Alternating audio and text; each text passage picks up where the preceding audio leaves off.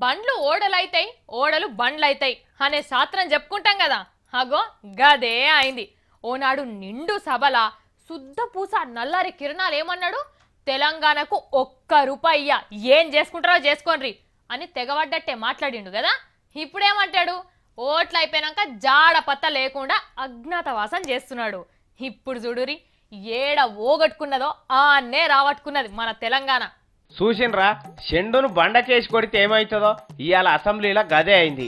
వెనుకట ఇదే అసెంబ్లీలో తెలంగాణ బిడ్డలంతా లొల్లి పెట్టి మా నోట్లే మన్ను పోస్తున్నాడు ముఖ్యమంత్రి, మా నిధులన్నీ మీరే ఎత్తుకపోతున్నారని లొల్లి పెడితే ఏమన్నాడు ముఖ్యమంత్రి కిరణాలు, ఇంటిరు కదా ఈ మాటలు. గంత కువార్కం ఉండే అలకప్పుడు. ఇప్పుడు మన తెలంగాణ రాష్ట్రం మనకొచ్చింది, మన పైస మనదే, మన నిధులు మనయే, మన నీళ్లు మనయే, మన బడ్జెట్ కూడా మనకేనా. రూపాయి కూడా ఇయ్యమన్న అహంకారం వల్ల ముఖం మీద వచ్చినట్టు ₹1,00,000 కోట్ల తెలంగాణ బడ్జెట్ పెట్టిండ్రు.